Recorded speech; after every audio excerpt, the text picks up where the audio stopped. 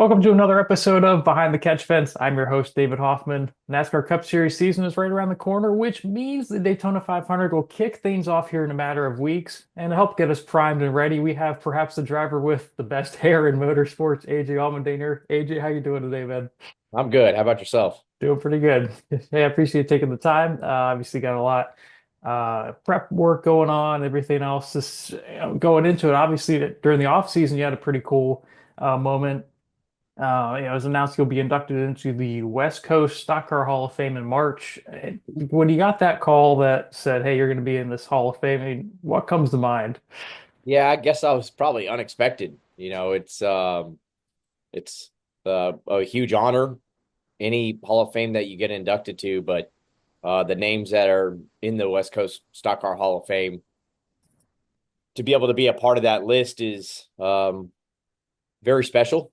And yeah, I just I'd seen the ballot and everything kind of early on, and I don't know. I guess I never really put a lot of thought into it. Just not expecting much of it. So when I got the call, it was a nice phone call. It was a little bit of a shock to the system, and a really cool honor. So that'll be something fun during the Vegas weekend that I get to be a part of. And does having those type of moments, does it allow you to reflect a little bit, since you're still full time, does you still kind of have to have that tunnel vision per se? Yeah, I mean, I think stuff like this is something at the end of my career. I think more honestly for my son Arrow now, that's 16 months. That for the most part, I don't know how much longer I'll do it. Hopefully I do it a lot longer, but you never know.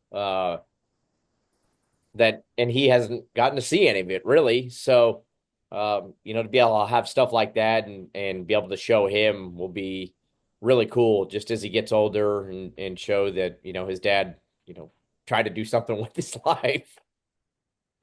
Yeah, yeah, you're heading into year number six with Kaulig Racing. And you're sort of been their anchor driver the past couple years and how they've kind of risen into full-time cup team, Xfinity operation, all that sort of thing. What stuck out to you about that team that keeps you motivated and excited to come back every year? Well, I mean, I think it comes down to Matt and Chris's belief in me is the first thing, and just more about helping their program of whichever way. And that was going back to Xfinity last year. Uh, and just, they believe that I bring something to the race team to help try to grow it. And that's something that, gives me more confidence, even in those times where I'm struggling. And to get young guys in the team on the Xfinity side of it now with Christian and Daniel and Josh, that's something that when I was like working with Jay and you got Jeb and guys like that have been here. I've really enjoyed trying to help them the best that I can, and that's something that I've always said is I'm never gonna force myself on you but I'm always gonna be here if you have any questions, and I'll do whatever I can because I truly think that if one of us is winning, we're all winning. So I feel like the future's bright for Kaulig Racing, especially with those young guys coming up. It'll be really cool to work with Ty this year. I've known Ty for a while. I can't say that, we have a close relationship just because our paths have never really crossed of having to work together at all. But, I've always gotten along great with him. And it'll be great for him to, I guess possibly have his best opportunity, at least on the cup side of it. And at the end of the day, I think it's about just trying to make our stuff better. And, last year, even in the part-time races that I did, we had just glimmers of um I would say true competitiveness. I mean, you take places like Homestead, you take out the road courses. For me, that's one thing, but places like Homestead and Michigan, we were heck battling with Reddick when the left rear tire blew. We had multiple races where we ran really well. So stuff like that's what gives me the confidence that if we can just keep pushing, that the program can be, uh, something special. And when I say that, we know racing against Hendrick and Penske and Gibbs and teams like that, we have an uphill battle. But I feel like we can be a team that runs inside the top 20 consistently at all types of racetracks. And then we go to our really good racetracks. If we execute, maybe we can win one or two of them. And we see once you get in the playoffs, somebody like Joey showed it, like you gotta be hot, basically almost one race each round. So anything's possible. And you kind of alluded to it there, heading into this year race. Where do you feel you guys sort of stack up? Obviously, you mentioned it with a couple racetracks where you kind of had that spark of, okay, this could be something that we can build on going forward. Yeah, it's and I say this wholeheartedly. This is probably the most effort put into the Cup program that I've seen since I've been here. And that's not to say that we just didn't try the other couple years, but I think in 22, just trying to put the team together really. I mean, I remember going into the off season, like we had nobody in the shop. In 21, when we won the cup race, like we were just basically we had one car and RCR built it for us. We had a couple employees that would work on it, but 22, we were as a lot of teams I'm sure were with the new car, but in 23 we were just behind. We wasn't as much effort put into it, and I think that's why last year taking a step back from the cup program uh kind of had to be done. So we've added some really good people. I think our relationship with RCR is going to be a lot stronger because of it. And, as I said, I try not to make any goals because you got to really, I always like to go through the first 8 to 10 races. You see kind of where you stack up. You've been to every type of racetrack at that point. But I do believe that we can be a consistent top 20 team.